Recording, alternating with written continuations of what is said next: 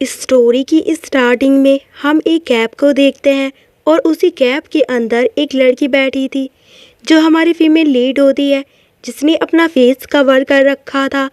Cab का driver उसे देखता है और कहता है कि लगता है कि तुमने बहुत ज़्यादा शराब पी ली है, क्या तुम मुश्किल दौर से गुजर रही हो। वो लड़की कहती है कि नहीं, मैं बस डीजी फील कर रही हूँ और सोचती है कि मुझे सोना नहीं चाहिए, लेकिन मैं अपनी आंखें खुली नहीं रख सकती। लड़की को इस तरह से देखकर वो ड्राइवर एक हल्की सी मुस्कान देता है और उसको एक सुनसान प्लेस पर ले जाते हैं। फिर हम उसे उस कार के अंदर दो शख्स के बीच में देखते हैं, जिनमें से एक कहता है कि जल्दी करो और उसे पकड़ो। अरे यार, उसकी बॉडी को तो देखो। तभी हमारी फीमेल लीड को होश आने लगता है और वो पूछती है कि तुम ये सब क्या कर रही हो। तो वो ड्राइवर कहता है कि क्या तुम जाग रही हो। गुड, ये अच्छी बात है, वैसे भी मैं तुम्हें जगाने ही वाला था। तो दूसरा कहता है कि बस यहीं पर बैठी रहो, तुम्हें वाकई में बहुत अच्छा टाइम बिताने का मौका मिलेगा। तो फीमेल लीड उससे कहती है कि आज का काम यहीं पर ख़त्म क्यों नहीं कर देते। तो दूसरा बंदा उससे पूछता है कि अब उसने क्या कहा। तो ड्राइवर कहता है कि अरे ये तो बहुत ही ज़्यादा क्यूट है, इस तरह की लड़कियां ही तो सबसे ज़्यादा चीखती और चिल्लाती है, तो चलो हम इसे शुरू करते हैं। तभी वो लड़की ड्राइवर को हिट करती है। ये देखकर दूसरा बंदा चौंक जाता है। हमारी फीमेल लीड, जिसका नाम हाना होता है, वो कहती है कि मैंने तुम सबको वार्निंग देने की कोशिश की थी ना। कुछ देर बाद हम वहाँ पर पुलिस को देखते हैं। एक बंदा कार से बाहर निकलता है और चिल्लाते हुए हाना को आवाज़ देता है। वहीं हाना उसकी साइड देखती है और कहती है कि तुम सब आ गए। तो वो बंदा कहता है, ओ मुझे पता ही था तुम ऐसा ही करोगी। उनके साथ और भी लोग थे, जिनमें से एक पर्सन पूछता है कि ये कौन है, कि ये लड़की कौन है। तो दूसरा बंदा उसे बताता है, क्या तुम एजेंट लिहाना को नहीं जानते हो। वो एक टॉप काउंटर एजेंट है और एक स्पेशल मिशन यूनिट ने उसे चुना था और वो आज तक किसी भी मिशन में फेल नहीं हुई है, इसलिए उसके ऊपर रखा गया प्राइस बहुत ही हाई है। और हाँ, उसका एक जुड़वा भाई भी है जो इंटेलिजेंस सर्विस में है। मुझे लगता है कि वो उसका इकलौता जिंदा रिश्तेदार है, इसलिए क्या वो और भी ज़्यादा लेजेंडरी नहीं लगती है। इस पे दूसरा बंदा कहता है, ओ तो ये भाई बहन की जोड़ी एक गवर्नमेंट कंपनी और खुफिया एजेंसी दोनों के लिए काम कर रही है। तभी हम दूसरी तरफ देखते हैं, जहाँ पर वो बंदा हाना पर चिल्लाते हुए कहता है कि तुम्हारी प्रॉब्लम क्या है, मैंने तुमसे कहा था कि किसी को भी मत मारना। तो हाना कहती है कि हाँ, मैंने ऐसा नहीं किया है। वो बंदा चिल्लाते हुए कहता है, क्या तुम सच में ऐसा कह रही हो, ज़रा तुम उसकी हालत तो देखो। तो हाना कहती है कि मैं नशे में थी, मैंने बस सेल्फ डिफेंस में रिएक्ट किया है। तो वो बंदा हाना को गुस्से में देखता है। हाना कहती है कि वेल, शायद मैंने कुछ ज़्यादा ही जल्दबाजी कर दी। फिर वो उसे एक फ़ोन और नाइफ देते हुए कहती है कि ये एविडेंस है जिसका उन्होंने यूज़ किया था। हमें क्राइम सीन में एक रिकॉर्डिंग मिली है, उन्होंने मुझे नाइफ से धमकाया। तो ये अटेम्प्ट मर्डर और रॉबरी का मामला है। अगर हम उन सभी घिनौनी चीज़ को भी गिने जो उन्होंने मुझ पर छोड़ी है, तो ये और भी ज़्यादा है। फिर वो देखती है कि वो बंदा एविडेंस को अच्छे से पैक कर रहा था। तो हाना कहती है कि इसे उतारो लेविट। तो लेविट ये सुनकर डर जाता है और पूछता है, क्या मेरे कपड़े। तो हाना कहती है कि क्या तुम चाहते हो कि मैं इस तरह से दिखूं। तो लेविट कहता है, ठीक है, जैसा तुम चाहो वैसा करो। लेविट हाना को अपनी शर्ट देता है और कहता है कि वैसे तुमने अच्छा काम किया है, अगर तुम नहीं होती तो वो फिर से बच निकलते। हाना चेंज करते हुए कहती है कि बातें करना आसान है, मुझे पेमेंट कैश में चाहिए। तो लेविट दूसरी साइड घूमते हुए कहता है, क्या तुम यहीं पर चेंज करने वाली हो। तो हाना कहती है कि सब्जेक्ट को चेंज मत करो, मुझे पता है कि उन दोनों के जेल जाते ही तुम्हें प्रमोशन मिल जाएगा। तो लेविट कहता है कि ठीक है, नेक्स्ट पैकेट मिलते ही मैं तुम्हें ट्रीट दे दूंगा, चलो। तो हाना कहती है कि हाँ, बस इन सब में मेरे इन्वॉल्वमेंट को सीक्रेट रखना। तुम्हें पता है कि किसी को भी इसके बारे में पता नहीं होना चाहिए, ठीक है। तो लेविट कहता है कि हाँ, फिक्र मत करो। वैसे दुई कैसा है और वो आजकल कहाँ पर है। तो हाना कहती है कि वो हर जगह ट्रिप कर रहा है और उसे ड्यूटी से डिस्चार्ज होने के तुरंत बाद ही असली मिशन मिलने शुरू हो गए थे। सुना है। एनएच तो ये कहती है कि वो हमेशा से ही बहुत ही इंटेलिजेंट था। मैं ये सिर्फ इसलिए नहीं कह रही हूँ क्योंकि मैं उसकी सिस्टर हूँ। वो सच में अपने काम में बहुत ज़्यादा अच्छा है। तभी उसे एक अननोन नंबर से कॉल आता है। वो सोचती है ये तो कैम्बोडियन नंबर है, क्या ये हो सकता है। हाना को यहाँ पर लगता है कि उसे उसके भाई ने कॉल किया है और वो कॉल जल्दी से रिसीव करती है और कहती है कि हेलो दुई। तभी सामने से एक डरावनी वॉइस आती है। वो कहता है कि क्या ये ली की सिस्टर है। तो हाना थोड़ा सा डर जाती है और हाना कहती है कि हाँ मैं हूँ। तो सामने वाला बंदा कहता है कि मिस ली, मैं नेशनल सिक्योरिटी और इंटेलिजेंस सर्विस से कॉल कर रहा हूँ। फिर वो आगे कहता है। तो हाना पूछती है कि तुम क्या कह रहे हो। तो सामने वाला बंदा कहता है कि तुम्हारा भाई वो अपने आखिरी मिशन में सरवाइव नहीं कर पाया। तो तभी लेफिट चिल्लाते हुए कहता है हे हाना, तुम कब तक फ़ोन पर बातें करती रहोगी। हाना लेफिट को इग्नोर कर देती है और चिल्लाते हुए कहती है कि मुझे झूठ मत बोलो कमीने। तो वो फ़ोन वाला बंदा कहता है कि मुझे माफ़ करना हाना। तो हाना कहती है कि इस बात का कोई मतलब नहीं बनता, दुई ऐसे कैसे कर सकता है, ऐसा होने की पॉसिबिलिटी ही नहीं है। इसके बाद वो बंदा फ़ोन काट देता है। तो हाना ज़मीन पर बैठकर रोने लगती है। लूफिट भागते हुए उसके पास जाता है और हाना सोचती है ये पेन ऐसा लग रहा है कि मैं एक साथ बहरी और अंधी हो गई हूँ। ये तो बस किसी भयानक पूरे सपने जैसा है। फिर वो एक फ्लैशबैक को याद करती है जहाँ हाना बेड पर सोई हुई थी। दुई उसके पास आता है और रोते हुए कहता है मुझे माफ़ करना हाना, मुझे माफ़ करना। काश मैंने खाने की शिकायत ना की होती तो तुम्हें सज़ा नहीं मिलती। ये सब मेरी गलती है, तुम तो बस मुझे बचाने की कोशिश कर रही थी।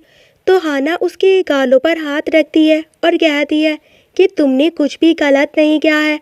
दुई, तुमने कहा था कि जब तुम कुछ चीज़ें खाते हो तो तुम्हारी बॉडी में ईचिंग होने लगती है ना। तुम्हें उसे खाने के लिए मजबूर करने के लिए टीचर की ही गलती थी। दुई हाना का हाथ पकड़ता है और कहता है जब मैं बड़ा हो जाऊंगा तो मैं ये पक्का करूंगा कि कोई भी तुम्हें चोट ना पहुंचा सके। मैं तुम्हें प्रोटेक्ट करूंगा और ये मेरा प्रॉमिस है। तभी हाना अपनी आंखें खोलती है दुई और अपनी फ़ोटो की तरफ देखते हुए कहती है कि दुई, तुम ही हो वो जिसकी वजह से मैं इस कंट्री वापस आई थी। तभी वो किसी इलेक्ट्रॉनिक डिवाइस के वाइब्रेशन की वॉइस सुनती है और वो उस डिवाइस को ढूंढने लगती है और सोचती है कि ये आवाज़ कहाँ से आ रही है। क्या ये यहाँ पर नहीं, कहीं वो नीचे से तो नहीं आ रही है। फिर वो अपने बेड की साइड देखती है और उसके ऊपर से ब्लैंकेट हटाती है। फिर वो मैट्रेस को देखती है कि वहाँ पर एक हॉल बना हुआ था। तो वो अपने हाथ को उसके अंदर डालती है और देखती है तो उसे उसके अंदर से एक फ़ोन मिलता है। वो उस फ़ोन को देखते हुए कहती है कि क्या ये वही हो सकता है। जैसे ही वो फ़ोन को ओपन करती है तो कोई उसमें चिल्लाते हुए कहता है कि हाना। तो हाना कहती है कि दुई, तुम कहाँ पर हो और ये क्या तमाशा चल रहा है। उसके भाई की आवाज़ उसे कट कट कर आ रही होती है जो उसका नाम ले रहा होता है। तो हाना सोचती है कि सिग्नल कम है और कॉल भी डिस्कनेक्ट हो सकता है। वो कहती है कि दुई, इंटरनेट कनेक्शन ख़राब है इसलिए मुझे जल्दी से अपनी लोकेशन बताओ। तो दुई कहता है कि पेरेंटी बिल्कुल भी सही नहीं है इसलिए केयरफुल रहना। तो हाना अपने रूम से बाहर निकलते हुए सोचती है मुझे कुछ करना ही होगा और वो कहती है कि दुई, फ़ोन मत काटना, मैं तुम्हारी लोकेशन ट्रैक करने जा रही हूँ। तभी वो रुक जाती है और सोचती है कि हाना काम डाउन, एजेंसी ने कहा है कि उसकी मौत हो गई है लेकिन वो अभी भी जिंदा है। उसने मुझे किसी ऐसे डिवाइस से कॉल किया है जिसे ट्राई और टैप नहीं किया जा सकता है, तो मैं भी उसे टैप नहीं कर सकती हूँ। कुल मिलाकर इसका मतलब है कि वो मुसीबत में है। फिर वो जल्दी से अपने सूटकेस को ओपन करती है और सोचती है मुझे जल्द से जल्द कंबोडिया जाना होगा, नहीं तो मैं सच में अपने भाई को खो सकती हूँ। फिर हम एक आइलैंड को देखते हैं और माफियाओं को दिखाया जाता है जिसका नाम गिलियो पेरेंटी होता है। उसके पास एक पर्सन आता है और वह कहता है जी हाँ, कंबोडिया में। वो बात टब से बाहर निकलता है और पूछता है कि इसका इंचार्ज कौन है। तो पोसिक नाम का बंदा कहता है कि निकोलो, और उसी सीन में उसे गोली मार दी गई थी। तो गिलियो पूछता है कि कंबोडिया में ही। तो वो कहता है कि हाँ। फिर वो पोसक से कहता है तुम इसे यूं ही इग्नोर नहीं कर सकते हो। गिलियो कहता है कि सब कुछ तैयार कर लो, हम वहाँ पर जा रहे हैं। मैं श्योर हूँ कि वे हमारा वेट कर रहे हैं। इसके बाद हाना एयरपोर्ट पर होती है और वो कॉल पर किसी से बात कर रही थी। हाना कहती है कि तेजू रोना बंद करो और मुझे जवाब दो कि दुई की डेड बॉडी कहाँ पर है।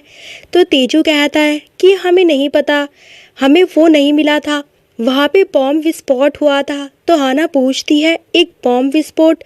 तो तेजू कहता है हाँ, मुझे लगता है कि दुई ने कुछ चुराया है जो कि माफिया से बिलोंग करने वाली चीज़ है और उन्होंने ही उसे बाहर निकालने की कोशिश की होगी। हाना कहती है कि क्या तुम मजाक कर रहे हो?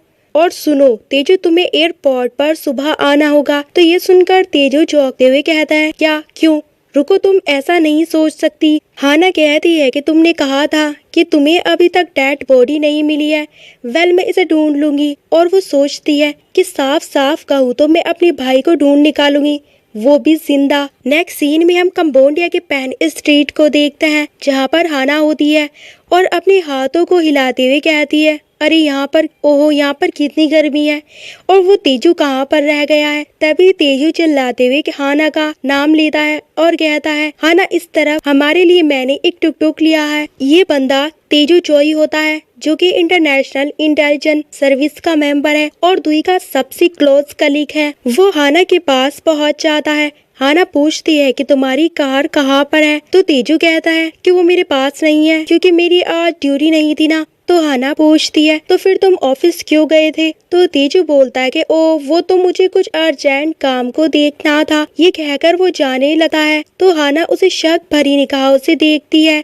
इसके बाद हम उन्हें जाता हुआ देखते हैं। हाना उसे एक टैबलेट देती है और कहती कि मुझे नोट्स की जरूरत है, जैसे तुमने आखिरी बार दुई को कहाँ पर देखा था। तेजू घबरा जाता है और कहता है कि वो यहाँ से नॉर्थ में रिप की साइड किसी विलेज में। देखो, मुझे पता है कि तुम मुश्किल दौर से गुजर रही हो, लेकिन मुझे नहीं लगता कि तुम्हें इस तरह से इसमें इन्वॉल्व होना चाहिए। वो आगे कहता है और हाँ, अगर इंटेलिजेंस सर्विस को पता चलता है तो हालत सच में और बिगड़ सकती है।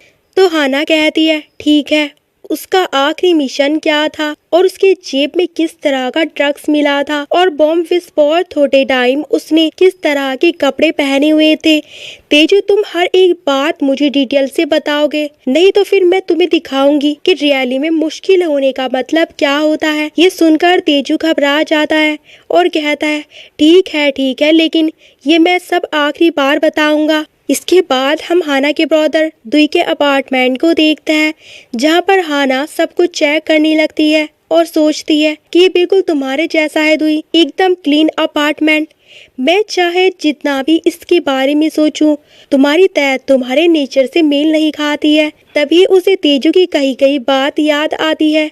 उसने कहा था कि दुई और मैं किसी ड्रग्स नाम की चीज को ढूंढ रहे थे। सही से कहूँ तो हम उस माफिया को ट्रैक करने की कोशिश कर रहे थे जो इसे डिस्ट्रीब्यूट कर रहा था। इसे मेडिकल दवा जैसा दिखाना आसान है। फिर हम ड्रग्स की वजह से जिस जगह पर मिलने का प्लान बना रहे थे, दोबारा मिलने से ठीक पहले ही मेरा दुई से कांटेक्ट टूट गया था। मैं जल्दी से उसके पास गया और पूछा कि आखिर क्या चल रहा है और बाद में पता चला कि दुई का माफियाओं के साथ कनेक्शन था। हाना सोचती है कि मुझे नहीं पता कि मुझे तेजू पर भरोसा करना चाहिए या नहीं। हो सकता है कि उसने पहले ही अपने सुपीरियर को मेरे बारे में बता दिया हो। फिलहाल के लिए मुझे अब पहले से कहीं ज्यादा केयरफुल रहना होगा। यहाँ तक कि इस हाउस को भी पहले से ही किसी ने चेक कर लिया है। फिर वो आगे सोचती है कि दुई को डिसऑर्डर से इतनी नफरत है कि वो एक ऑब्जेक्शन बन चुका है और जो भी यहाँ था उसे ये सब पता था, लेकिन वो डिटेल को सही से समझ नहीं पाया, जैसे ड्रिंक्स लेवल की डायरेक्शन और कपड़ों को टांगने वाले हैंगर्स। मुझे अपने भाई द्वारा छोड़ी गई हर एक चीज को ढूंढना होगा, कुछ ना कुछ तो जरूरी होगा। फिर वो उसके रूम में जाती है। तभी वो एक लैम्प को देखती है और कहती है कि वो ये तो यहीं पर होना चाहिए था, पर वो यहाँ पर नहीं है। तभी वो एक फ्लैशबैक को इमेजिन करती है जहाँ हाना उस लैम्प को पकड़ रखा था। तो दुई पूछता है तुम्हारे पास क्या है? तो हाना कहती कि ओ ये तो एक छिपा हुआ प्रोजेक्टर है, बल्ब की जगह इसमें एक छोटा डिवाइस लगा हुआ है। स्विच ऑन करने पर ये एक नॉर्मल लैम्प जैसा बन जाता है। फ्लैशबैक से बाहर आती है और हाना उस लैब के बटन को ऑन करती है जहाँ पर वो प्रोजेक्टर नहीं होता है।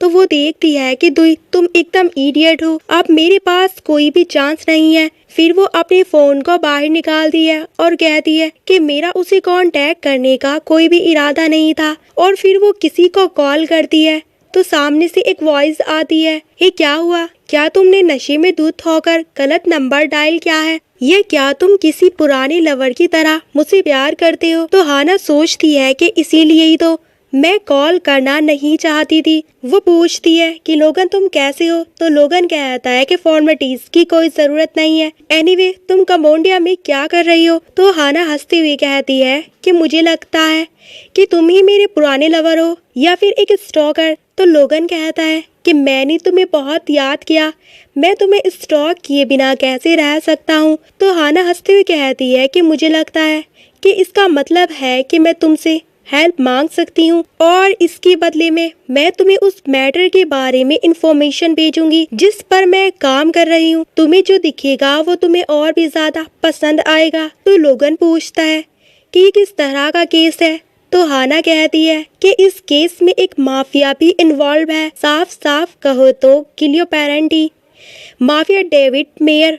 तो ये सुनकर लोगन कहता है कि और कुछ भी मत कहो, तुमने मेरे अटेंशन को ले लिया है, तुमने तो वाकई सच में बहुत बड़ा केस पकड़ लिया है, मैं जितनी जल्दी हो सके वहाँ पर पहुँच जाऊँगा। तो हाना कहती है और हाँ, वेपन्स और वो सभी चीज़ें जिसका मैं पहले यूज़ करती थी वो भी लेते आना। तो लोगन इस पर एग्री होता है। फिर वो कॉल को कट करती है और सोचती है, सच कहूँ तो दुई, एक बार जब मैंने तुम्हें ढूंढ लिया तो तुम मुसीबत में, सच में मुसीबत में पड़ जाओगे। फिर हमें वैलेंटाइन डे के बारे में बताया जाता है। ये एक रोमांटिक नेम नहीं है जैसा कि सब सोचते हैं, क्योंकि जब वैलेंटाइन डे अपने एनिमीज के लिए आता है इसका मतलब सिर्फ और सिर्फ मौत होता है। कुछ वक्त बाद फिर कंबोडिया के वैलेंटाइन सेफ हाउस को दिखाया जाता है जहां पर दो बंदे थे। तभी वो वहां किसी को आता देखते हैं और उस पर गन पॉइंट करते हैं और उसे रुकने के लिए कहते हैं। तभी वहां पर बाइक से हाना आती है और अपना हेलमेट निकालती है। तो हाना को देखकर वो पर्सन खुश होकर हाना का नाम लेते हुए हाना को हक कर लेता है और कहता है कि तुम जिंदा हो, कितने दिन हो गए हैं? तो हाना कहती है आल्सो तुम मेरा दम घोट रहे हो। तभी वहाँ पर लोगन आता है जो कि वैलेंटाइन का हेड है और उसके बाद हमें उन्हें एक रूम में देखते हैं। वे प्रोजेक्टर को देखते हैं तो लोगन कहता है कि वाओ, हाई प्रोफाइल क्रिमिनल और उसके साथ ही एक माफिया। तो शॉर्ट में कहूँ तो गिलियो पेरेंटी ने तुम्हारे ट्विंस ब्रदर को मार दिया है। तो ये सुनकर हाना कहती है कि ऑफिशियली कहानी तो यही है कि वो मिशन के दौरान ही मारा गया था, लेकिन वो जिंदा है और वो सभी इंफॉर्मेशन को कंबाइन कर रहा है। तो लोगन कहता है और तुम्हें लगता है कि पेरेंटी ने तुम्हारे भाई को किडनैप किया है? तो वो कहती है कि मैं ये नहीं कह सकती, लेकिन मुझे अंदर से ऐसा लग रहा है कि वो भी इसमें इन्वॉल्व है। तो लोगन कहता है कि इसमें कुछ तो गड़बड़ लग रही है, क्योंकि पेरेंटी कभी किसी को किडनैप करने वालों में से नहीं है। वो अपना टाइम इतना वेस्ट नहीं करता है, वो डायरेक्ट उन्हें मरवा देता है। तो हाना कहती है रुको, एक मिनट रुको मिस्टर कांग, वो ऊपर क्या कर रहे हैं? तो हाना पूछती है कि उसके बारे में क्या? तो लोगन कहता है कि वो मेरा क्लाइंट है, उसी की वजह से मैं उस इलाके में मौजूद था जब तुम्हारे बारे में मुझे पता चला। तो हाना पूछती है क्या सच में वो कौन है और वो क्या करता है? तो लोगन कहता है कि वो एक क्लाइंट है, ये सब सीक्रेट है तुम्हारे लिए भी। फिर वो आगे कहता है कि गिलियो पेरेंटी कभी भी छोटे मोटे ड्रग्स सौदों में इन्वॉल्व नहीं होगा। तो हाना कहती है क्या ऐसा हो सकता है कि कोई और ही गिलियो पेरेंटी का रोल निभा रहा हो? तो लोगन कहता है कि हो सकता है। तभी वहाँ पर एक पर्सन आता है और कहता है मैं बीच में टोकना नहीं चाहता था, लेकिन मुझे आज सुबह खुफिया जानकारी याद आई है। गिलियो पेरेंटी का सामान किसी मेसा नाम के एक क्रिमिनल ने चुरा लिया था, इस बार असली चीज मिलेगी। उसे देखकर हाना सोचती है कि अब ये कौन है। वो बंदा हाना की साइड अपना हाथ बढ़ाता है और कहता है कि आपसे मिलकर खुशी हुई, मेरा नाम यूनसियोक है। हाना उसे हाथ मिलाती है। यूनसियोक आगे कहता है कि मुझे उम्मीद है कि कंबोडिया में मैं तुम्हारी हेल्प कर सकूंगा। हाना कहती है कि मैं इस ऑफर को ठुकराऊंगी नहीं, नेक्स्ट सीन हम तेजू को देखते हैं जो कि बाहर इधर उधर देख रहा था और कहता है कि आखिर वो कहाँ गई, मेरे पास उसे कॉल करने का भी कोई तरीका नहीं है। तभी हाना की आवाज आती है और वो पूछती है कि क्या कुछ गड़बड़ है। हाना जॉगिंग पर गई होती है। तेजू उसे देखकर चौंक जाता है और कहता है कि तुम यहाँ ऐसे कपड़े नहीं पहन सकती हो। क्या तुम्हें पता है कि यहाँ की जगह कितनी खतरनाक है। हाना उसके पास आती है और कहती है कि तुम्हारा क्या मतलब है, चलो अंदर चले। फिर हम उन्हें किचन में देखते हैं। हाना पानी पी रही होती है। तेजू कहता है कि हाना अगर तुम्हें कहीं जाना हो तो तुम मेरे साथ चलो, अगर तुम अकेली रही और तुम्हारे साथ कुछ हो गया तो क्या होगा। हाना कहती है कि तुम ठीक कह रहे हो। फिर वो गन बाहर निकालती है और तेजू की तरफ करते हुए कहती है कि तुम्हें ठीक से चुनना होगा। तुमने जो भी इंफॉर्मेशन मुझे दी थी उसमें बहुत सारी चीजें गायब थी, स्पेशली सर्विलियंस वीडियो में तुम्हें नहीं लगता कि कुछ गड़बड़ है? क्या तुमने डैशम फुटेज में दुई की बिहेवियर में कुछ अजीब नहीं देखा? और फिर बॉम्ब फटने से पहले उसे घसीटकर बाहर निकाल दिया गया था। अगर वो उसे मारने ही वाले थे तो उन्होंने उसका चेहरा कैमरे के सामने क्यों धकेला? क्या ये सब बनावटी नहीं लगता? इंटेलिजेंस सर्विस ने सिर्फ इस वीडियो के बेसिस पर उसे डेट क्लियर कर दिया है। तो क्या तुम्हें कुछ कहना चाहिए? तेजू घबराते हुए कहता है कि एक बॉडी मिली थी जिसने सुसाइड वेस्ट पहना हुआ था, लेकिन वो पूरी तरह से डैमेज हो चुका था। वो आगे कहता है कि उस बॉडी पर दुई का नाम का टैग लगा हुआ था, इसलिए हमने मान लिया कि वो वही था। तो हाना पूछती है कि बस इतना ही? हाना कहते कि अच्छा, इस बारे में अब से तेजू तुम इस केस में और कॉम्प्लेक्स हो। तेजू चिल्लाते हुए हाना का नाम कहता है। हाना कहती है कि मेरी जासूसी करना बंद करो, तब मैं तुम्हारे झूठ पर यकीन करने का नाटक करूंगी और अपने सुपीरियर को बताओ कि मैंने दुई के अपार्टमेंट से बाहर कदम नहीं रखा, वो भी कल से। क्या तुम समझ रहे हो? तो तेजू बोलता है कि ठीक है।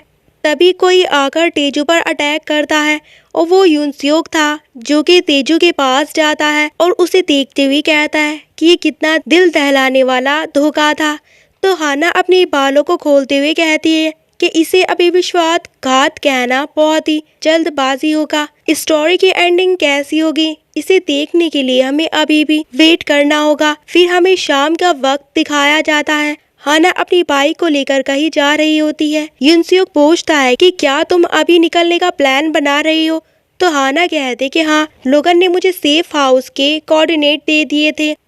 तो यूनस्योक कहता है कि अच्छा, शायद ये प्राइम लोकेशन है और निर्देश प्राप्त होने तक तुम्हें सीक्रेटली छिपे रहना। तो इसका मतलब है तो पेरेंटी वो जल्दी मूव में आने वाला है क्योंकि उसका सामान चोरी हो गया है। हाना कहती है कि मुझे उसके आने से पहले चुपके से अंदर घुसना होगा। पेरेंटी जल्दी ही मूव करने वाला है। तो यूनस्योक कहता है कि फिक्र मत करो, हमारी साइड ज्यादा एडवांटेज है। तो हाना उससे कहती है कि तुम कुछ ज्यादा ही कॉन्फिडेंस नहीं हो।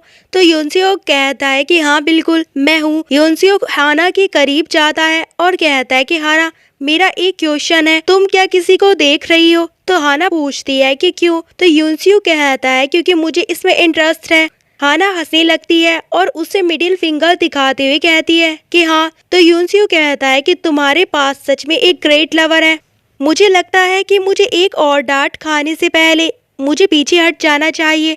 हम जल्दी मिलेंगे। हाना कहती है कि ठीक है और फिर वो अपनी बाइक लेकर वहाँ से जाने लगती है। यूनस्योक हाना के बारे में सोचता है और स्माइल करते हुए कहता है कि वो कुछ ज्यादा ही इंटरेस्टिंग है। नेक्स्ट सीन में हम हाना को वैलेंटाइन डे सेफ हाउस में देखते हैं जहाँ पर वो चारों साइड देखते हुए सोचती है कि इस जगह पर वैलेंटाइन डे का आना जाना लगा रहता है।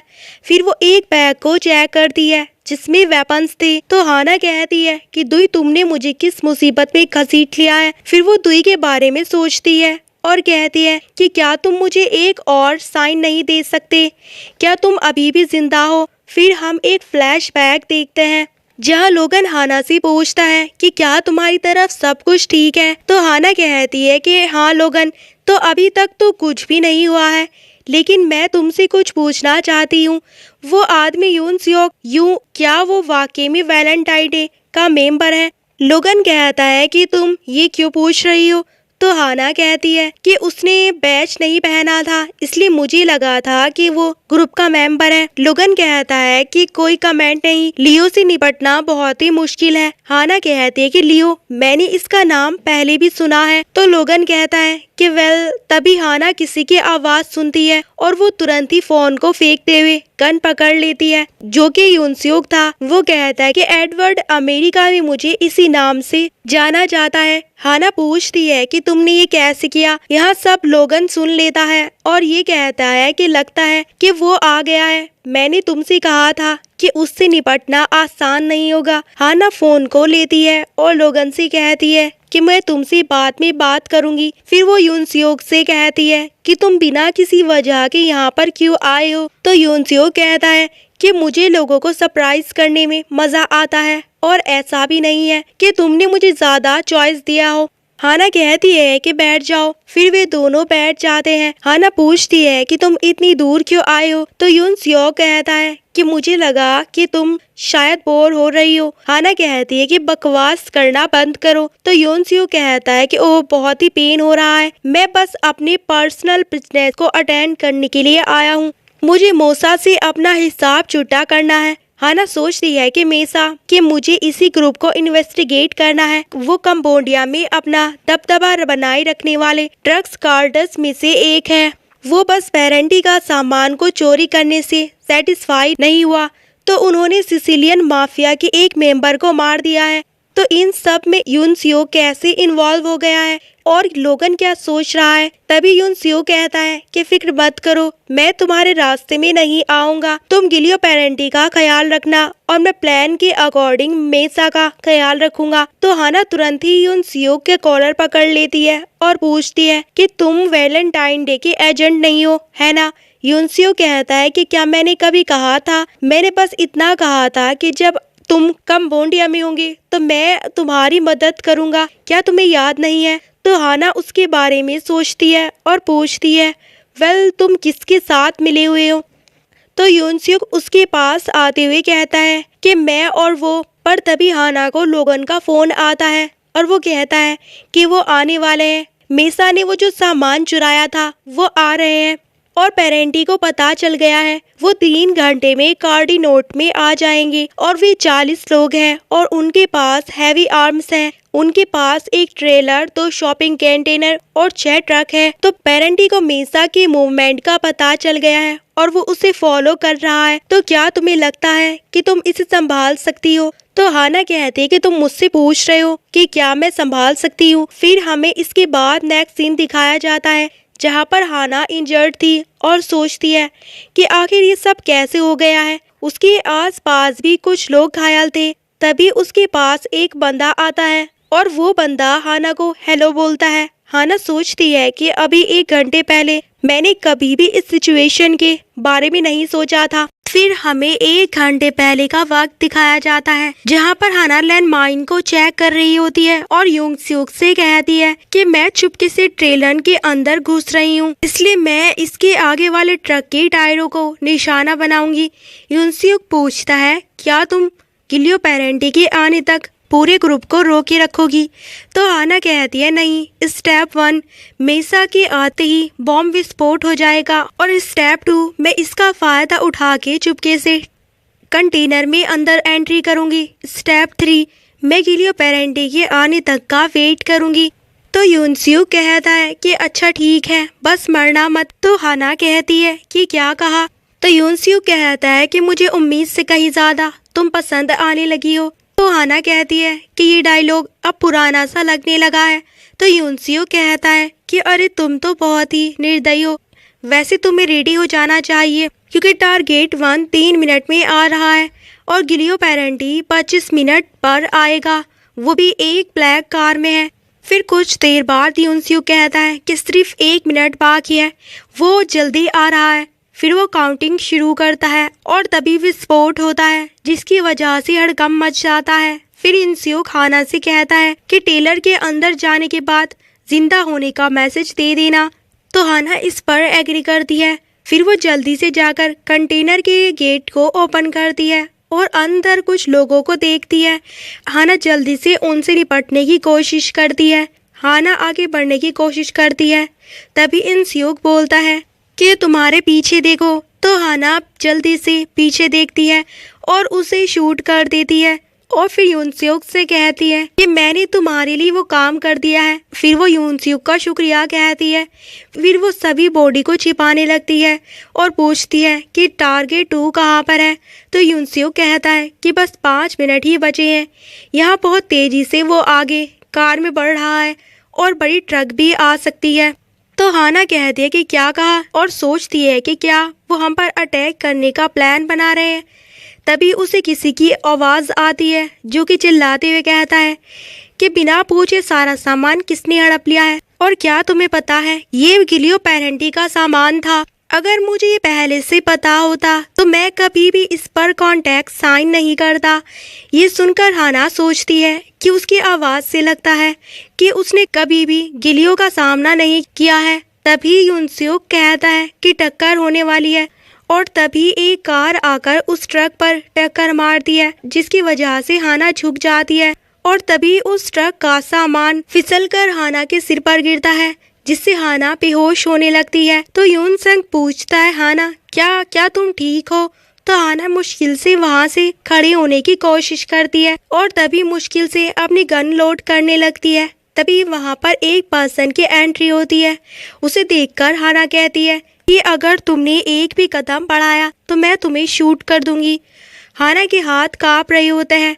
तभी वो पर्सन हाना के पास आता है जो कि गिलियो पेरेंटी होता है, जो कि गन को अपने सिर पर रख लेता है और कहता है कि चलाओ। ये सुनकर हाना चौंक जाती है। हाना वहाँ से भागने की कोशिश करती है पर तभी गिलियो पेरेंटी उसे एक पंच हिट करता है और हाना बेहोश हो जाती है। फिर गिलियो उसे उठाकर वहाँ से ले जाने लगता है। ये देखकर उसका साथी पूछता है कि तुम उसके साथ क्या करने वाले हो। तो गिलियो कहता है कि उसे अपने साथ ले चलो, मुझे ये देखना होगा कि वो यूज़फुल है या नहीं। इसके बाद हमें नेक्स्ट सीन में हाना को दिखाया जाता है जो कि एक चेयर से बंधी थी। वो अपनी आंखें ओपन करती है और देखती है कि उसका हाथ बंधा हुआ है। तभी वहाँ पर गिलियो कुछ कहता है तो हाना ये सुनकर चौंक जाती है और कहती है कि गिलियो पेरेंटी। तो गिलियो पूछता है कि तुम कौन हो और क्या तुम उस ट्रेलर के अंदर मेरा वेट कर रही थी। हाना कहती है कि बिल्कुल सही कहा। गिलियो पूछता है क्यों।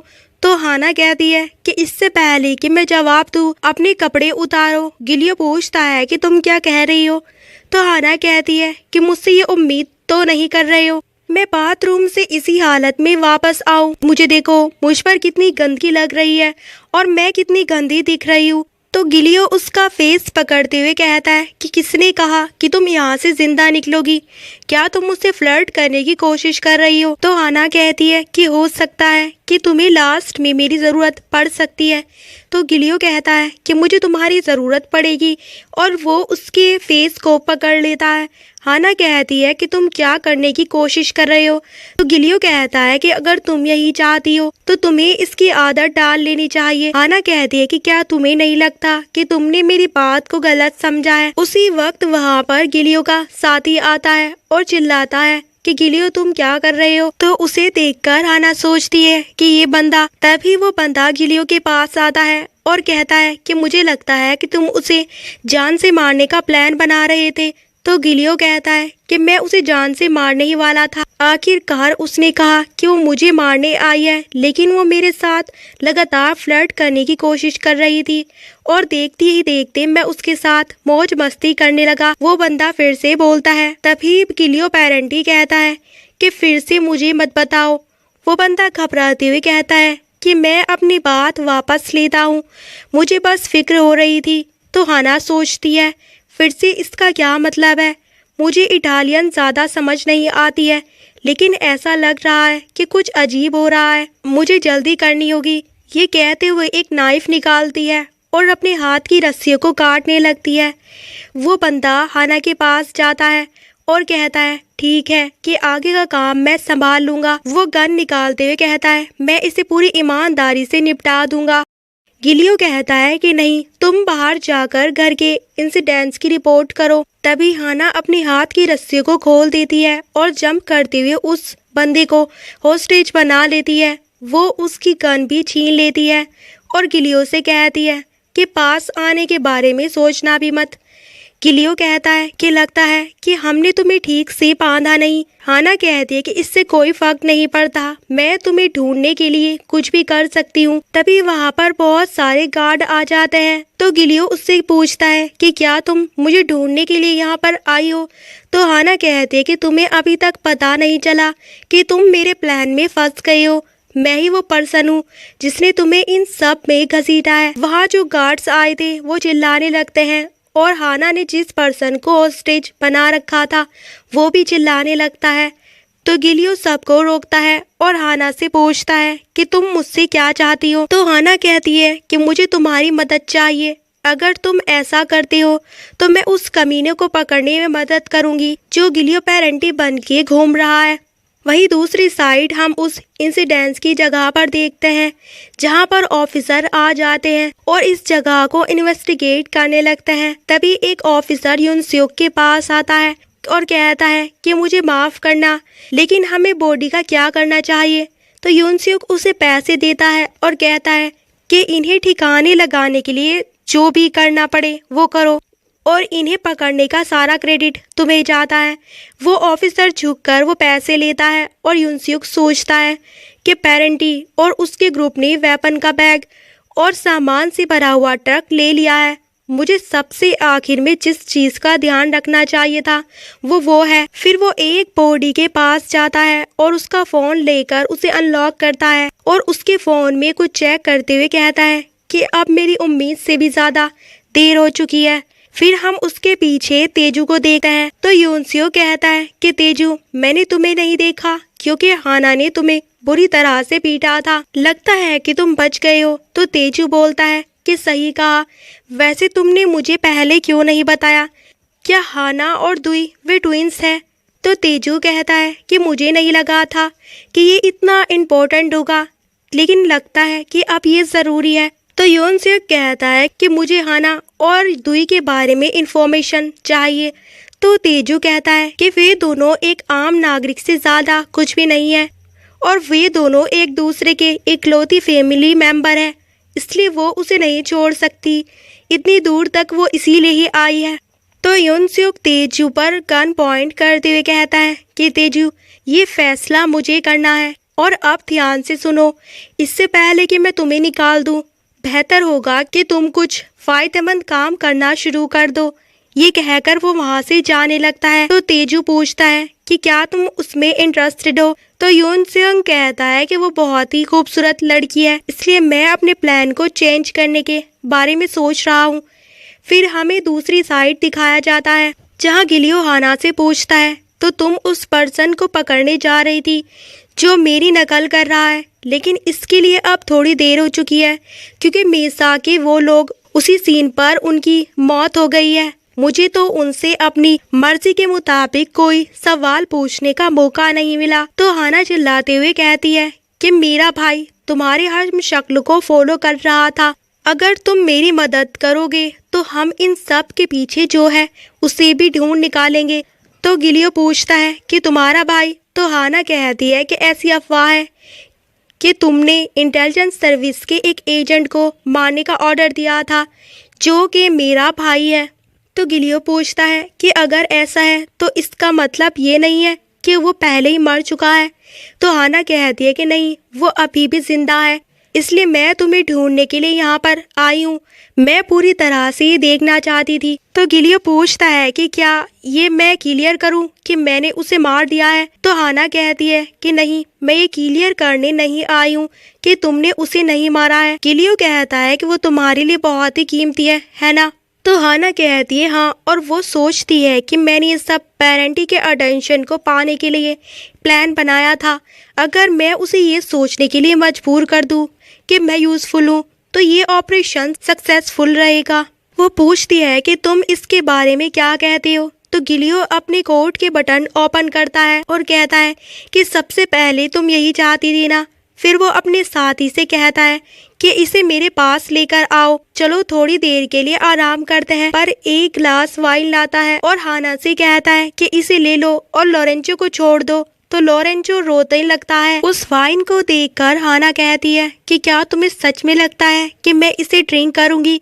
तो गिलियो कहता है कि तुमने ही तो मुझे कपड़े उतारने का ऑर्डर दिया था और मुझ पर इतना भी यकीन नहीं करती हो। हाना सोचती है कि इसमें कोई भी शक नहीं है कि उन्होंने इसमें कुछ ना कुछ तो ज़रूर मिलाया होगा। मुझे नहीं पता कि इसमें पॉइजन है या नशीली ड्रग, लेकिन मुझे लग रहा है कि वो मुझे मारने की कोशिश नहीं करेगा। मुझे जोखिम उठाना ही पड़ेगा। फिर वो लोरेंजो को साइड करती है और उसके पास जाकर उससे वाइन का ग्लास लेती है और उसे पूरा पी जाती है। उसे पीते ही उसे चक्कर आने लगते हैं और वो सोचती है कि नहीं, ये बहुत ही ज़्यादा स्ट्रॉन्ग है। वो गिरने वाली थी, तभी गिलियो उसे पकड़ लेता है, जिसे देखकर उसके साथ ही चौंक जाते हैं और गिलियो पूछता है कि डॉक्टर कहाँ पर है? तो रोमन कहता है कि वो 30 मिनट में पहुँचने वाला है।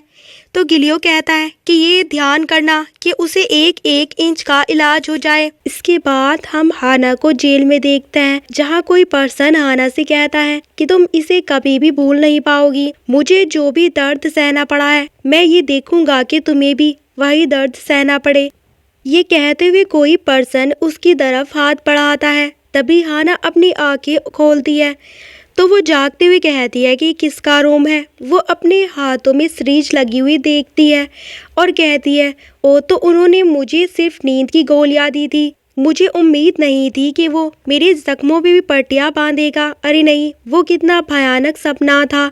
जब हाना वैलेंटाइन डे की एजेंट थी, एक शख्स हाना की वजह से जेल के सलाखों के पीछे पहुंच गया था।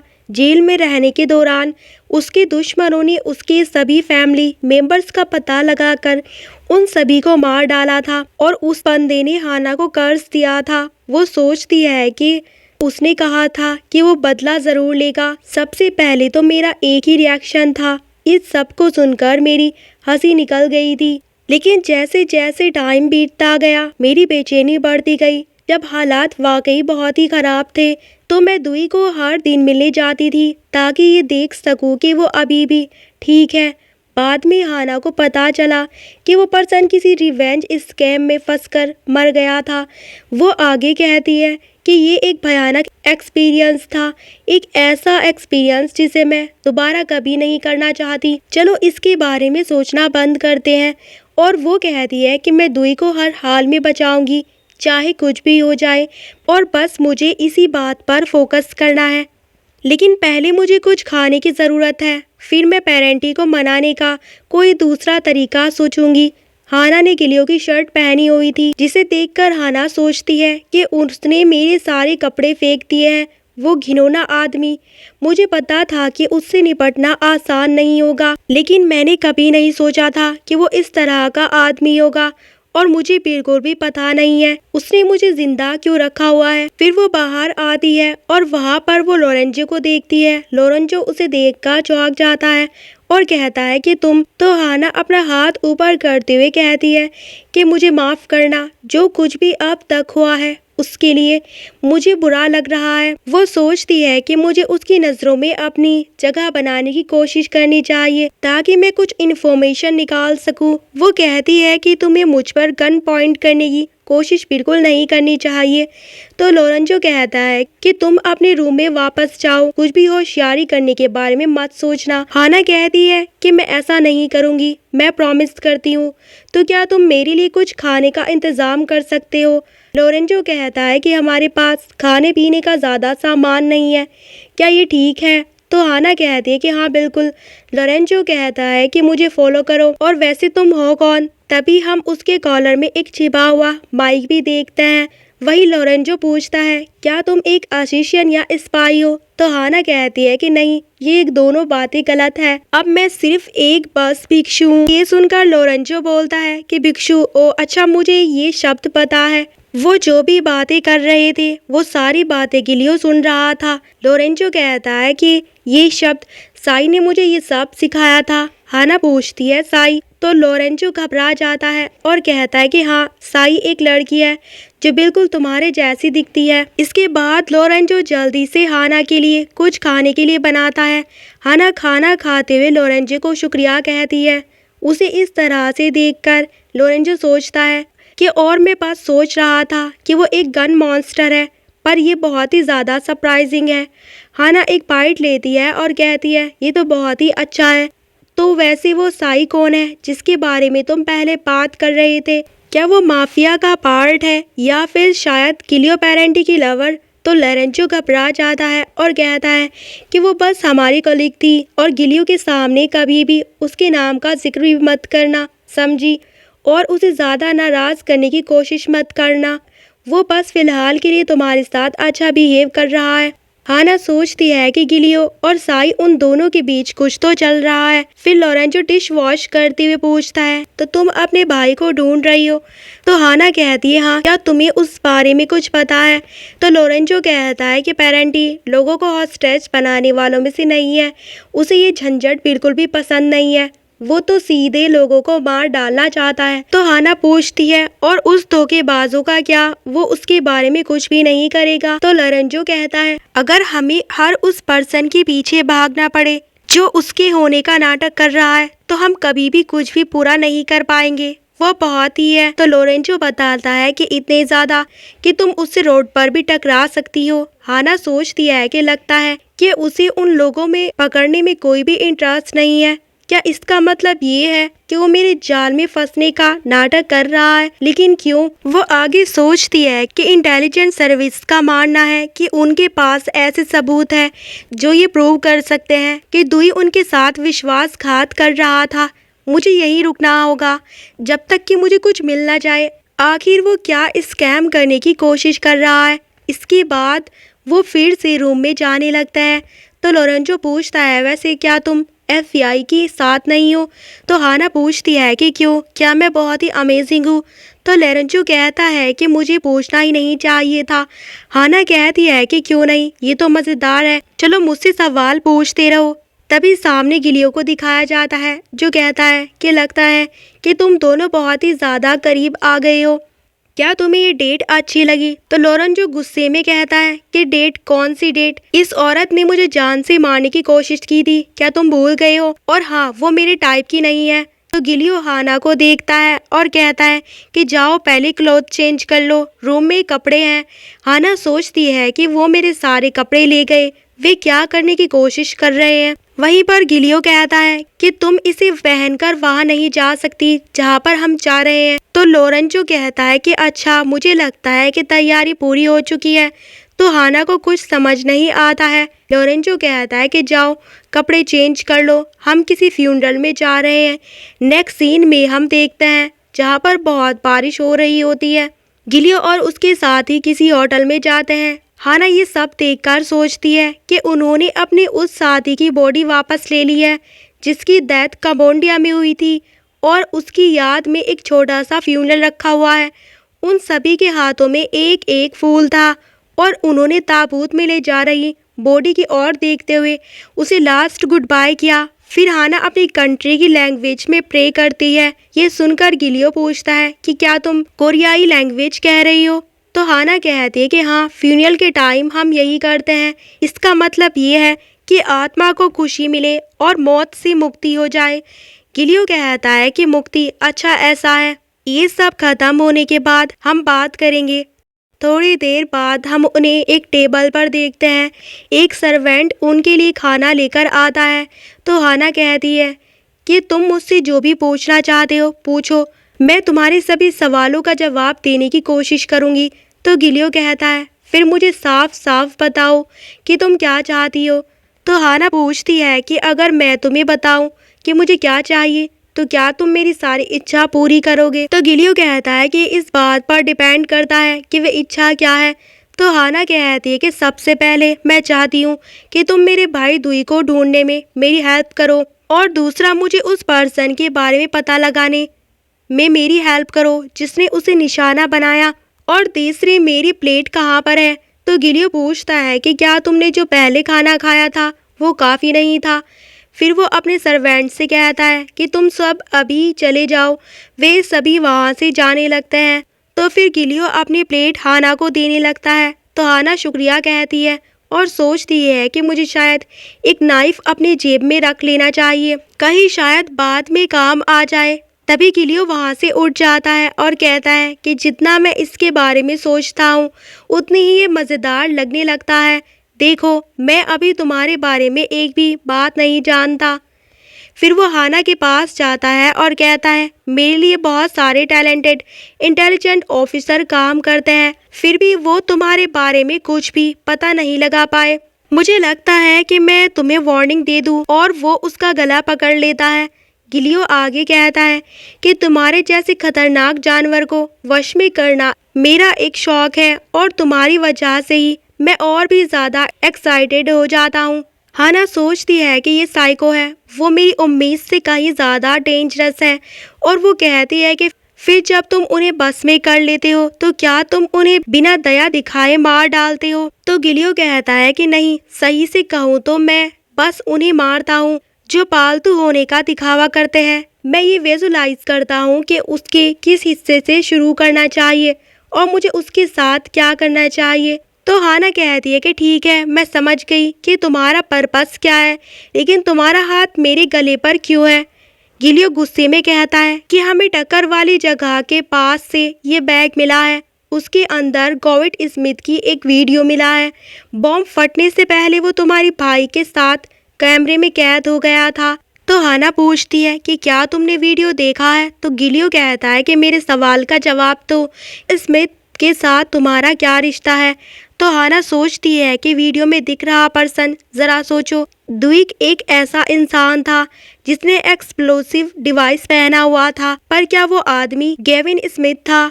गिलियो कहता है कि स्मिथ वो आरबीआई का एजेंट था, उससे मेरी गहरी दुश्मनी है। उसने एक बार मुझे रेड माफिया के खिलाफ वॉर करने के लिए बहकाया था, जिससे शहर में अराजकता फैल गई थी। वो मुझे बाहर करवाना चाहता था, लेकिन फिर उसने अचानक आरबीआई छोड़ दी और तब से उसे नहीं देखा गया था, कम से कम उस वीडियो के सामने आने तक, और वो भी तुम्हारे भाई के साथ।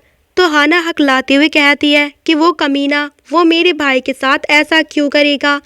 ये कहते हुए वो अपना हाथ में नाइफ लेने लगती है। तो गिलियो कहता है कि नाटक करना बंद करो, मेरे चारों ओर दुश्मन हैं। मैं तो खुद गॉड पर भी यकीन नहीं करता, लेकिन तुम्हारा भाई किसी तरह से इसमें इन्वॉल्व है, एक आरबीआई एजेंट के साथ जिसने मुझे मरवाने के लिए खुद को भी समर्पित कर दिया था। वो आगे कहता है कि क्या तुम अभी उम्मीद करती हो कि मैं तुम पर भरोसा करूं और तुम्हारे भाई को ढूंढने में तुम्हारी मदद करूं, जो पूरी तरह से स्मिथ के साथ है? तो हाना कहती है कि वो बस रुई को यूज कर रहा है, ये साफ था कि वो खतरे में था। गिलियो कहता है कि मैंने तुमसे कहा ना कि एक्ट करना छोड़ दो। तो हाना सोचती है कि नहीं, अगर किसी तरह से डुई एफबीआई के हाथ में लग गया तो मेरे पास बिल्कुल भी टाइम नहीं है। और वो गिलियो पर चिल्लाकर अटैक करते हुए कहती है कि बस बहुत हो गया। गिलियो की नेक पर थोड़ा सा कट लग जाता है। हाना कहती है कि ठीक वैसे ही जैसे तुम्हें अपनी फैमिली की परवाह है, मुझे अपने भाई की जान अपनी जान से भी प्यारी है। दुई कभी भी अपनी एजेंसी के साथ विश्वासघात नहीं करेगा। गिलियो कहता है कि मुझे तुम पर शक है, तुम्हारे भाई पर नहीं। तो हाना कहती है मैं एफबीआई एजेंट नहीं हूँ। हाना कहती कि अच्छा, मैं तुम्हें बताऊंगी कि मैं कौन हूँ। मेरा नाम हाना ली है, मैं वैलेंटाइन डे के लिए काम करने वाली एक रेंटल नाइट हूँ। अगर मेरे पास इतनी पावर होती तो ऐसा कभी नहीं होता। गिलियो हाना को दीवार के पास ले जाता है और कहता है वेट, जितना मैं तुम्हें जानने लगता हूँ उतना ही मैं तुम पर अट्रैक्ट होने लगता हूँ, मैं खुद को नहीं रोक सकता। हाना कहती है कि वेट, तुम क्या कह रहे हो? तो गिलियो तुरंत ही हाना को किस करता है, जिसे देखकर हाना को गुस्सा आता है और वो गिलियो की शोल्डर पर अटैक कर देती है, जिससे गिलियो रुक जाता है और कहता है कि आगे बढ़ो और मुझ पर अटैक करो, मुझे लगता है कि मुझे तुम्हें इंटरेस्ट आने लगा है। हाना गिलियो को पीछे करती है और कहती है कि बकवास करना बंद करो, मैं तुम्हें यहाँ मारने के लिए नहीं आई हूँ। फिर हमें कुछ देर बाद का टाइम दिखाया जाता है। हाना को हाथों और पैरों में हथकड़ियाँ पहना दी जाती है। तो हाना पूछती है अरे क्या तुम लोग इसे नहीं उतारोगे? ये वहीं गिलियो का ट्रीटमेंट चल रहा था और वह कहता है कि नहीं। हाना कहती क्या तुम्हें लगता है कि अगर मैं चाहूँ तो इससे बाहर नहीं निकल सकती? तो गिलियो कहता है कि नहीं, मैं श्योर हूँ कि तुम इससे निकलने के लिए पूरी तरह से एबल हो। लेकिन अगर तुम भाग निकली तो मैं तुम्हारे साथ क्या करूँगा कोई भी नहीं बता सकता है। हाना सोचती है कि मेरा प्लान बार बार पटरी से उतर जाता है। मुझे तो लग रहा था कि वो एक छोटा सा गुंडा है। मुझे लगा था कि उसे बदला लेने के लिए उकसाना आसान होगा और साथ ही मैं इसे संभाल लूंगी, लेकिन मुझे लगता है कि मैंने कैलकुलेट करने में गलती ही कर दी। और वो आगे पूछती है कि इस तरफ देखो केविन स्मिथ के बारे में क्या तुम्हें पता है कि उसे कैसे ढूंढना है? मैं किसी न किसी तरह से उसे ढूंढ लूंगी। वो आखिर तुम्हें क्यों मारना चाहता है? तो गिलियो कहता है कि क्योंकि मैंने उसके छोटे भाई को मारा था। तो हाना चिल्लाते हुए कहती है कि तुम बहुत ही घटिया इंसान हो। और वो सोचती है कि उसे अपने ऊपर हावी मत होने दो हाना, वो बस तुम्हें टेस्ट कर रहा है। हाना पूछती है तो तुम मुझे कब तक आज़ाद करने का प्लान बना रहे हो? तो गिलियो कहता है कि जब मुझे लगेगा कि मैं तुम पर भरोसा कर सकता हूँ तब तक मैं तुम्हें हॉस्टेज बनाकर रखूँगा।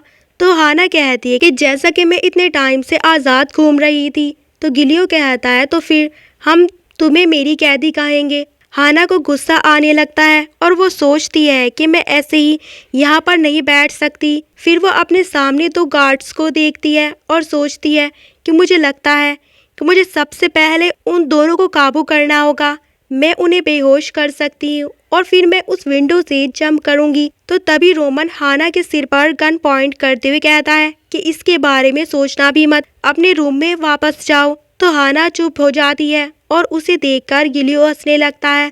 हाना पहली बार गिलियो को हंसते हुए देखती है और वो ब्लश करते हुए सोचती है कि वो हंस रहा है। ओ काश मैं उन सबको मारकर इस मैटर को यहीं पर खत्म कर सकती। फिर इसके बाद हाना के बैग को चेक किया जाता है। उस बैग के अंदर गन, पासपोर्ट, 2 फोन और डायरी थी, जिसे देखकर गिलियो कहता है कि क्या यही सामान है? फिर वो उसके ड्राइविंग लाइसेंस को देखता है और कहता है कि हाना ली। वो सोचता है कि मैंने उसके बारे में ज़रूर सुना है, वो एक लेजेंडरी एजेंट है। जब मैंने पहली बार उसे देखा तो मुझे लगा कि वो मुझे मारने के लिए भेजी गई एक यमराज है। जिस पल मैंने उसका खून से भरा हुआ चेहरा देखा था और उसकी आंखों में वो पागलपन भरी नजरें देखी, मुझे लगा कि मैं शायद उसके हाथों मरने वाला हूँ। फिर वो रोमन से पूछता है हे इसका क्या मतलब है? रोमन प्रोजेक्ट को देखता है और गिलियो पूछता है कि क्या तुम उसके बारे में इंफॉर्मेशन निकाल सकते हो? तो रोमन कहता है कि ऑफ कोर्स। वो हाना के घर पर जाने लगता है। तो गिलियो कहता है कि और हाँ, वैलेंटाइन डे का नंबर भी ढूंढ लो। रोमन पूछता है कि वैलेंटाइन, लेकिन क्यों? तो गिलियो कहता है कि हाँ, हाना ली उसके साथ काम करती थी। दूसरी तरफ हाना को देखता है जो कहती है कि जब मैंने उनसे कहा कि मैं नहीं भागूंगी, मेरे इतने चिल्लाने के बाद भी कोई मेरी मदद करने के लिए नहीं आया। मुझे बाथरूम जाना है। उसी वक्त वहाँ पर गिलियो आता है। गिलियो हंस रहा था। उसे देखकर हाना पूछती है कि क्या तुम्हें मज़ेदार लगता है? तो फिर इन हथकड़ियों को खोल दो। गिलियो कहता है कि मैं हंस नहीं रहा, मुझे लगता है कि तुम ठीक हो। क्या तुम्हें नींद आ रही है? तो हाना कहती है कि क्या तुम्हें लगता है कि इसे पहनकर मुझे आराम मिल जाएगा? मैं कसम खाती हूँ कि मैं नहीं भागूंगी। क्या तुम जल्दी इसे उतार सकती हो? मुझे सच में बाथरूम जाना है, मैं सच कह रही हूँ। गिलियो हाना के हाथों को हटाते हुए उसके करीब जाने लगता है। हाना कहती है कि चलो अभी कुछ कहो। तो गिलियो कहता है कि तुम मुझे पागल कर रही हो। फिर हम थोड़ी देर बाद देखते हैं हाना वॉशरूम से आ रही होती है और उसके पैरों की हथकड़ियों को खोल दिया गया था, लेकिन उसके हाथों की हथकड़ियों को नहीं। वापस आकर हाना कहती है कि मेरी पैंट तुमने उसे उतार दिया था ना, तो इसे फिर से पहना दो। गिलियो पूछता है कि क्या तुमने अपने हैंड वॉश किए हैं? तो हाना कहती है कि तुम मजाक कर रहे हो, भला मैं ऐसा कैसे कर पाऊंगी? गिलियो हाना के करीब जाता है और कहता है कि ये बहुत ही आसान है। हाना पीछे हटने लगती है और कहती है कि यहीं पर रुक जाओ। गिलियो हाना को सिंक के पास ले जाता है और उसके हैंड वॉश में हेल्प करता है। हाना ब्लश करने लगती है और सोचती है कि मुझे बिलीव नहीं हो रहा है कि हम ऐसी सिचुएशन में हैं। इसके बाद गिलियो पूछता है क्या तुम्हारी बॉडी के और पार्ट्स भी है जिसे तुम वॉश करना चाहती हो? तो हाना कहती है कि मुझे समझ में आ गया है कि तुम मूर्ख और परवर्ट हो, लेकिन इस तरह से इसे खुलेआम जाहिर करना मुझे बिल्कुल भी पसंद नहीं है। गिलियो पूछता है तो फिर क्या तुम्हें सजेशन पसंद है? तो हाना कहती है कि नहीं, मीठी मीठी बातें करने से मैं तुम्हारे साथ ऐसा करने वाली नहीं हूँ। तो गिलियो कहता है कि क्या ये लाइन मेरी नहीं होनी चाहिए थी। तुमने तो मुझे तब स्टैब किया था जब मैं तुम्हें किस कर रहा था। तो हाना अपनी गर्दन दिखाते हुए कहती है कि तुमने भी तो मेरा गला घोटा था। क्या तुम्हें ये निशान दिख रहे हैं? तो गिलियो कहता है कि ये तुम पर सूट करता है। हाना कहती है कि जो कुछ भी हो अब यहाँ से चले जाओ। ये कहकर वो वहाँ से जाने लगती है। तभी गिलियो उसे पकड़कर बेड की तरफ फेंक देता है। तो हाना चिल्लाते हुए कहती है कि हे तुम ये क्या करने की कोशिश कर रहे हो? गिलियो कहता है कि अगर तुम अच्छे से रहोगी तो मैं तुम्हें एक प्रेजेंट दे सकता हूँ। वो उसे एक फ़ोन दिखाता है। तो हाना सोचती है कि फ़ोन उसमें ज़रूर दुई का मैसेज होगा और वो चिल्लाते हुए कहती है कि उसे मुझे दे दो। तो गिलियो कहता है कि मैंने तुमसे कहा था कि तुम अच्छे से ब्रेव करो। फिर वो गिलियो को रोकते हुए उसे किस करती है और उसे किस करते हुए हाना सोचती है कि अब मेरे पास एक चांस है। फिर वो गिलियो को पकड़कर उसे नीचे की तरफ करती है और उस वजह से गिलियो के हाथ से फ़ोन छूट जाता है, जिसे देखकर हाना सोचती है बस थोड़ा सा और। फिर वो अपने मुंह से फ़ोन पकड़ने के लिए आगे बढ़ती है। तभी गिलियो उसे रोककर उसे किस करने लगता है। हाना सोचती है कि वो कमीना। हाना कहती है कि पेरेंटी ये सब बकवास अपनी गर्लफ्रेंड के लिए बचा कर रखो। तो गिलियो कहता है कि सही में तुम तो बिल्कुल उसके जैसी दिखती हो। तो हाना पूछती है कि क्या? तो गिलियो वहाँ से जाते हुए कहता है कि कपड़े पहन लो और मेरे पीछे आओ। वो हाना को की देता है और कहता है कि नीचे हमारे गेस्ट तुम्हारा वेट कर रहे हैं। हाना अपनी हथकड़ी को खोलकर गिलियो को फॉलो करने लगती है और पूछती है वेट, क्या तुम मुझे एक पल के लिए फ़ोन देखने का टाइम भी नहीं दे सकते हो? मुझे देखना है कि उसमें क्या मैसेज है। गिलियो कहता है कि एहसानमंद रहो कि मैंने उसे तुम्हें लौटा दिया है, या फिर तुम चाहती हो कि मैं इसे वापस ले लूँ। तो हाना को गुस्सा आने लगता है और वो सोचती है कि ये कितना बड़ा कमीना है। फिर हाना पूछती है फिर भी क्या हमें वाकई में इस तरह से बाहर जाना पड़ेगा? हाना सोचती है कि अगर हमें लोग इस तरह से देखेंगे तो उन्हें ज़रूर गलतफहमी हो जाएगी। वहाँ पर लोगन और उसके साथी थे और हाना को देखकर चिल्लाते हुए उसका नाम लेते हैं। लोगन पूछता है कि ये सब क्या है। उन्हें देखकर हाना भी चौंक जाती है और उनके साथ यूनसेओक भी था, जो कि देखता है कि गिलियो और हाना दोनों के हाथों में हथकड़ियाँ थी।